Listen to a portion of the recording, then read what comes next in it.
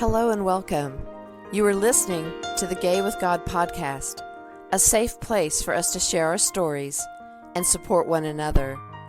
How long did we know? What challenges did we face? Did we lose our faith? When did we find our way back home? Or are we still searching?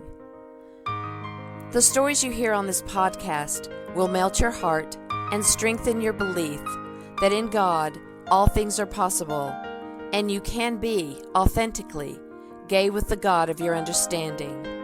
I am your host, Midge Noble, and I am very honored that you are here. Hello, everybody. This is Midge Noble, and I am here with you today. It is the week of Advent 3. We are very, very close to Christmas, and in the Episcopal Church, and maybe in other denominations, there is an Advent word of the day. And today's word is gentleness. I can admit that when I first read that word, I just felt myself exhale. Gentleness. Wouldn't that be nice right about now? Because right about now, what we're having in our experiences is bombardment of advertisements, sales, Black Fridays, Giving Tuesdays, every kind of place that you could send your money. They are ready for you to send it, and they'll continue to remind you to send it over and over and over again. And in the Episcopal Church, we also just went through Stewardship Month, where we are reassessing our commitment with our time, talents, and treasures. So, of course, to keep the doors open and the lights on and paying the people that are serving, we do need to remember stewardship and what are we giving back to God through our parish and our time, talents, and treasures. So it's a lot. It's a lot to consider. And this time of year is not really about gentleness. It's about being driven in one way or the other. And I'm not making a judgment about these things, but I'm saying that this is a hyped up season. This is not your chill out, put your feet up with your really warm socks on in front of the fire with a cup of tea or coffee or whatever you're drinking. This is not the time that people are just chilling. They don't think about gentleness. So today I want to lean into gentleness. Gentleness can come in so many different forms. My first image of gentleness when I saw that word was Jesus holding a lamb or Jesus with the child in Jesus's lap. Now, whether that ever happened or not, I love that image of being cradled. And I would love right now to just be embraced with that big old Jesus hug and not worry about shopping, baking, doing all the things. Gentleness comes in the form of taking care of someone else in a very intentional and very careful way. If we take that analogy of being cared for in a very gentle, caring way, we can apply it, of course, to our children, our pets, the people in our parish, our family members, and ourselves. You know, we've talked a lot about filling your own vessel before you try to extend it to others. Because if your vessel is not full, then you will be too dried out to truly give to anybody in any situation. So let's first think about gentleness to ourselves. What does that look like for you? Do you need to take time to have a nice long bath? Do you need to take the time to go by yourself and sit in a park somewhere? Does it look like taking that book that's been on your shelf and maybe has collected dust by now that you really meant to read on your last vacation, but you are too busy? Does it mean that you might take time to go to the library with that book and sit in a corner and read it? Does it look like making your favorite meal and just really intentionally savoring every bite? Does it look like giving yourself a break when it comes to whether or not Christmas cards get out, whether or not all the baking gets done? And that brings up the counterpoint of gentleness, which is obligation. Yeah, you were thinking it, weren't you? You were thinking, yeah, Midge, but I have these family members, I have these friends, I have these expectations at work, and we have Secret Santa, and we have all of these things that we have to do, and I can't be gentle. I'm 100% on fire, moving at the light speed of light, and I can't slow down.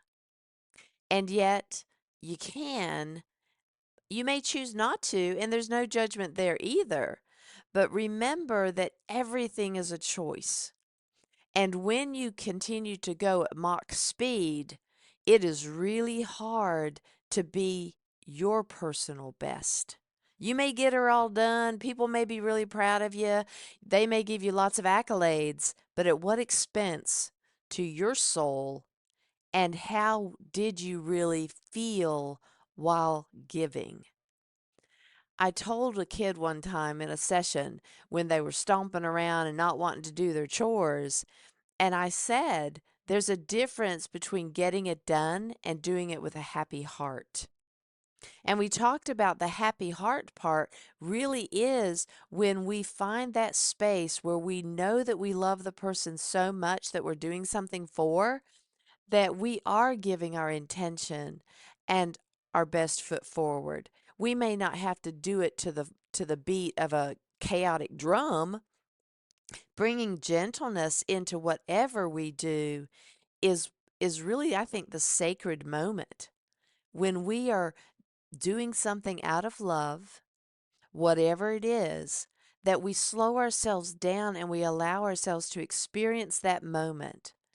So if I'm going to do Christmas baking, and that's still really on the chopping block right now, I'm not really sure.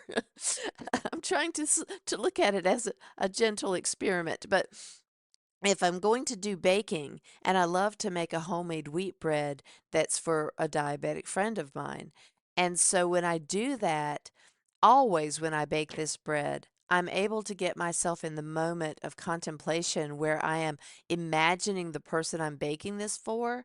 And as I'm kneading that bread and making it in to the texture that it needs to be, I'm whispering prayers for this person. And I continue to knead the bread and do the prayers and put myself in that space of gentle intentionality. And I feel so much better when I do something with that kind of a focus and that kind of intention and putting my gentleness into it in the form of love. So all of that obligation stuff has nothing to do with love. If you don't want to see your family, or you're only going to go out of obligation, that's really a struggle to keep your soul in that state of gentleness. And it's also an open door for something to go tragically wrong. So, obligation is not about love. Gentleness with ourselves and others brings with it an opportunity to combine the gentleness with intentionality, and we can also put in a little splash of sacredness. So when we try to embody the gentleness and intentionality and sacredness, then every step we take through this season of giving will be a gift given out of that space. And if you can't generate that feeling of sacred, gentle intentionality, then maybe it's not something that you want to add to your agenda. I know we're all busy. However, for those of you who are also going through this season through depression or grief, that takes on a whole new level. And I really, really want you to be very, very intentional towards yourself at this point. If you don't follow me on Facebook, when I posted the Advent word of the day, gentleness, instead of sharing the diocesan write up about it, I decided to add my own, which made me then think about this podcast this morning. And I wrote, during the season of joy, cheer, family gatherings, Hallmark movies, gentleness is exactly the word we can use when we decline an invite, weep, and feel exhausted when we think about decorating, baking, etc. Creator knows your soul and understands your emotions. Bring gentleness to your routine. There are zero shoulds. I remember when I was in graduate school, I think it was, and we were talking about shoulds are a way to shatola on each other. And you know what I mean. So shoulds, coulds, all those have tos, all those obligations, expectations, they have nothing to do with giving ourselves gentleness and extending gentleness to others. So when I told my client that day that a happy heart is the best way to serve because it frees you up from all of that anger and resistance, and when you get into that sacred, gentle intentionality, you can have more energy to do what's expected of you, even if it is something you don't want to do, but yet there's an expectation. Obligations and expectations are a little bit different. An obligation is something that you generate inside yourself emotionally. An expectation might be going to work. You're expected to show up. And so it may not be something that you want to do. You may want to say, "Hey, boss, I can't come in today. I'm doing sacred gentleness, intentionality, and I can't possibly come with my best heart." That's just silly because you're going to get fired. And then you're going to have a host of other problems.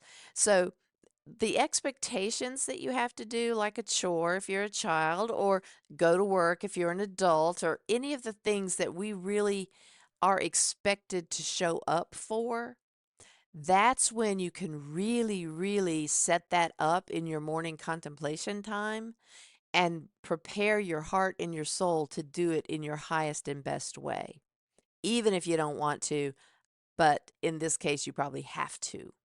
So, bringing your happy heart, your gentleness, your sacredness, your intentionality, you can plan ahead for where you are going to be and how you choose to show up. So there are things that you may do also that's an obligation that you really just feel like in your heart, you're shoulding on yourself. You're saying, I should do that, or maybe it's an obligation. And yet you can still bring a better, higher frequency to that. We can bring our own intentionality and how we want to show up.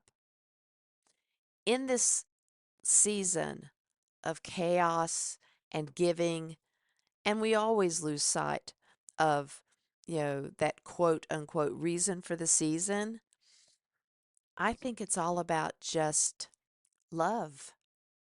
Love for yourself, love for the people in your life, love for the opportunity to extend love, and that the reason for the season is really just about love. And how can we, and I'm including myself in this, how can we really intentionally bring our highest and best self to whatever we're choosing to do and give ourselves permission to not do maybe as much as you used to delete some things you really don't want to do and don't have to do, giving yourself permission to be gentle with yourself and then be able to show up in your highest and best self with gentleness, intentionality, sacredness, and love. And if you don't want to do any of that, go run that hot bath, grab that cup of tea or hot chocolate and your best book, and sit down and breathe. And that's okay too. Thank you, everybody, for listening today and honoring me with your presence. Remember to support, share, and subscribe wherever you get your podcast, and send a link to someone that you know needs to hear this little message today. Go to the Gay with God show page at empoweredmidge.podbean.com to see the show notes, to get links to access me if you want to have personal coaching, if you want support in your coming out faith journey. Please connect with me. You get a confidential session to get to know me a little bit better online, and then we can decide whether or not you want to continue in ongoing coaching. Also, remember that coming up on December 25th, which is Christmas Day, you may find yourself at home. You may decide not to go out, or maybe your church isn't having a service this year. But if you are free at 11 o'clock Eastern Standard Time and you want to Zoom in to hear a little homily from Midge, then email me at empoweredmidge@gmail.com and I will send you the link for that. I'm not sending that link out as a created event because I want to make sure that I'm intentional about the sacred people that are going to show up to this event. I want it to be a very gentle Christmas moment together as a community. So we've got that going on Christmas Day. Also, we have our Faith Journey group that's held through the Gay with God Facebook page. So if you join the Gay with God Facebook page, then you will always each month get a link to the Zoom meetup that we do where we talk about our faith. We come up with questions for each other. We just basically, it's a community, and we talk about whatever comes up or whatever somebody has planned. So please join that if you'd like to. I want to remind you that you're important and that you need to be able to have the energy to fill yourself.